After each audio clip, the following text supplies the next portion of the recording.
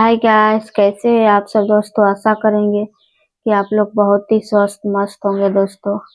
दोस्तों भाभी का यूट्यूब चैनल में आप सभी का स्वागत है।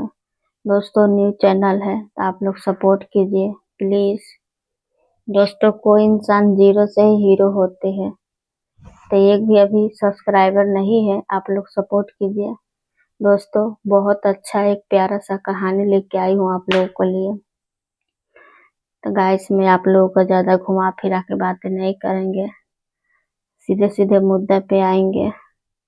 देखिए दोस्तों, एक राजा थे, एक रानी थे, जो कि दोनों में एक दूसरे के प्रति बहुत ज्यादा प्रेम करते थे, स्नेह थे। तो राजा रानी हमेशा अपने घर के आंगन में, बगीचे में घुमा करते थे। भोजन करके सुबह शाम दोपहर में दोनों पति पत्नी घूमते। उसी बीच एक दिन दो चिड़िया आते हैं, इतना सुंदर कि देख के राजा रानी के दिल जो है फिसल जाते हैं। तो राजा ने बोला कि ये दोनों मतलब नर, रानी ने बोला कि ये दोनों नर नार है, राजा ने बोला दोनों नर है। ऐसे करके राजा बोला देखो, अगर दोनों नर निकला तो मैं आपके इस महल से निकाल देंगे, अगर नर नारी निकला तो मैं यहाँ से चले जाएंगे। इतना बात सुन के रानी के तो पैर तले जमीन खिसक गया कि भला एक राजा न रहे राज में तो राजपाट कैसे चलेगा। किसी को डर नहीं होगा, दुनियादारी कौन संभालेगा।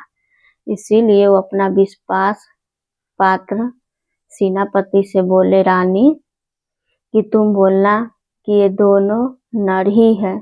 मैं राजा के मुख नहीं देखती हूँ तब तक मैं भोजन ग्रहण नहीं करती हूँ। उनका मुख देखने के बाद ही मुझे चैन मिलता है, आराम मिलता है।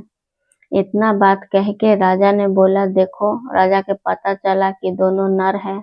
बोला रानी आप इस महल से निकल जाओ। राजा के रानी ने बोला कि देखो स्वामी, आप ऐसे ना करें, मैं कहाँ जाऊंगी, अबला नारी, मेरा कौन सहारा होगा। बोला आप जहाँ भी जाओ, लेकिन आपको मेरे महल में रहने का कोई हक नहीं है। आपने मेरे बातों के उघेलना किए हो, आपने मुझे मजाक बनाए हो, मुझे विश्वास के पात्र नहीं छोड़े हो आपने। निकलो। आप वहां से बेचारा के रानी के महल से निकाल दिया। रानी बेचारी जाके तरह तरह इधर भटकती उधर भटकती कि अब मैं क्या करूं, कहाँ जाऊं। उसी बीच बेचारी एक बरगद के पेड़ था, बहुत ही घनघार जंगल, वहीं पे जाके अपना दिन गुजारा करने लगा। वहीं पर वन में से फल फ्रूट बीज चुन के खाते, पत्ते उत्ते। कितना दिन बेचारी एक ही बस्तर में रहते। उनका कपड़ा जो अच्छे से एकदम चिथरे चिथरे होके फट गए थे। बेचारे पूरी तरीके से एकदम लंगा में हो गए। इसीलिए जैसे किसी के आहट की आवाज आते कि जंगल में, घनघोर जंगल में घुस जाती थी। उसी बीच एक दिन बेचारा एक नेक दिल के राजा थे, जो जाते हैं उस जंगल में अपना शिकार खेलने। तो राजा गाय शिकार खेलते खेलते थक जाते हैं, तो वही पाकर के पेड़ लग जाके सोचा हम थोड़ी देर आराम करते हैं। वहां पे जब से राजा आराम करने के लिए बैठा, अब ये रानी सोची अब मैं कहाँ छुपूं, किससे बचूं, कैसे करूं। छुपते छुपते कि राजा के आहट गया। तुम कौन हो, देखने में तो बड़े घर के बेटी लगती हो, यहाँ पे ऐसे इस हालात में कैसे हो। बोला देखिए, मेरा इस दुनिया में कोई नहीं है, ना कोई सगा, ना कोई संबंधी, ना कोई कोई है ही नहीं है मेरा इस जीवन में। बोला ठीक है तो चलो तुम मेरे साथ। बोला मैं आपके सामने नहीं आ सकती हूँ। बोला क्यों नहीं आ सकती हो। तो मेरे पास देह पे वस्त्र नहीं है, आप मुझे अगर वस्त्र देगो तो हम आएंगे। राजा के पास में जो भी अपने शरीर पे वस्त्र थे, गमछी, वो उनको दे देते हैं। वो बेचारी अपना देह के शरीर के ढकते निकली। राजा देखा तो ये पेट से है, उनको अपने महल में ले गया।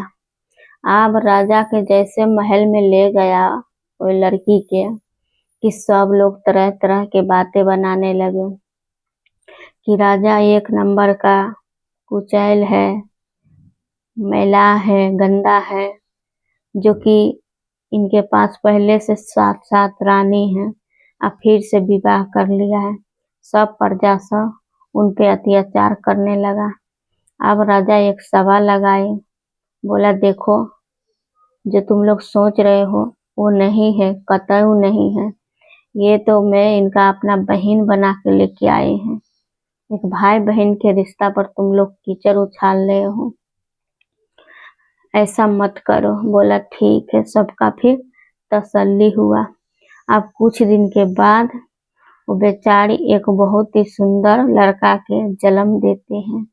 जन्म देने के बाद और राजा के बहुत दिल खुश होता है कि हमारा भी इस दुनिया में कोई मामा कहने वाला आ गए, हमारा भंजा।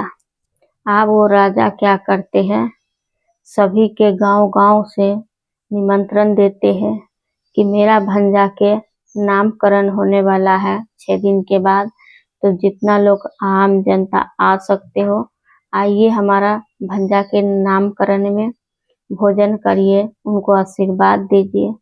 सब लोग आए तरह तरह के अपना अपनी के नाम सोच के, लेकिन राजा के नाम पसंद नहीं हो रहे थे। राजा के पसंद किसी का नाम भी नहीं हो रहे थे।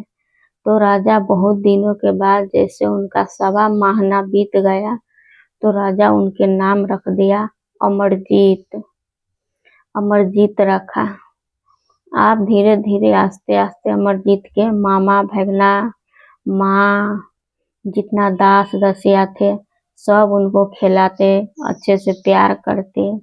अब आस्ते आस्ते बेचारा 5 साल का हो गया। 5 साल के होने के बाद माँ से भी बातें चीतें करते, माँ का भी बात समझते, मामू का भी समझते, सबका। अब उस गांव में जैसे जैसे बच्चा बढ़ने लगा कि जितना लेडीज सब जाते कुआं से पानी भर के लाते, सब के लड़का एक डंडा से फोड़ देते थे। ये सब एक राजा के भंजा था, इसीलिए सब बर्दाश्त कर रहे थे। लेकिन जब बर्दाश्त का सीमा ही पार हो जाए, किसी के घर में एक घूंट पानी भी नहीं रहता, तो जाके बताया कि आपका भंजा बहुत ही शरारती है, जितना छोटा है उतना ही वो खोटा है। राजा बोला देखो हमारा भंजा है, हम उनको तो डांट नहीं सकते, उनको हम कुछ कह तो नहीं सकते, लेकिन हम तुम लोगों को लिए सोने के घड़ा जरूर देंगे। अब सभी के लिए सोने के घड़ा देने लगे। आप सभी के घर में नए चैन से पानी जाने लगे, सब पीने लगे। पीने के बाद आप बेचारा सोचा ही अपना साथी सबके साथ अमरजीत चला खेलने। खेलने गया तो रास्ते पे एक मालगाड़ी जो होते हैं वही राजा के, जिसको रानी छोड़ दिए थे, वही राजा के माल आ रहे थे। अब ये सब रास्ता पे अमरजीत के दोस्त खेलने लगे। बोला हमारा मार्ग से हटो, ना तो अभी हम तुम्हारा जान ले लेंगे। तुम जानते हो मैं किस देश के हूँ, किस राजा के मैं प्रजा हूँ। बोला हम नहीं जानते हैं, लेकिन हम यहाँ से, ये हमारा इलाका है, इससे आगे हम तुम्हें नहीं जाने देंगे। तुमको अगर युद्ध करना है तो हमसे युद्ध कर सकते हो। आप उस राजा के बोला तुम्हारा इतना कि हमें युद्ध के लिए ललकार रहे हो, हम अभी युद्ध करेंगे। आप कुछ लोग सब सेनापति सब जाके बताया कि राजा साहब आपके भंजा युद्ध करने वाला है दूसरे राज के सेनापति से। आप सब आए, युद्ध किए, तो अमरजीत के तरफ से अमरजीत के मामा सब जीत गए। अब अमरजीत के मामा के विश्वास हो गया कि ये जरूर एक राजा का ही पुत्र है, इसीलिए राजा वाला खून इनके देह में दौड़ रहा है। अब इसी के हम अच्छे से तलवारबाजी सिखाएंगे। इसी के में अपना देश के सिंहासन के राज तिलक करवाएंगे और राजा बनाएंगे दोस्तों। तो बेचारा अपनी माँ के साथ खुशी खुशी जब बड़ा हुआ तो भंजा के मामा ने राजा बना दिया। कैसा लगा वीडियो आप लोग कमेंट में जरूर बताइए।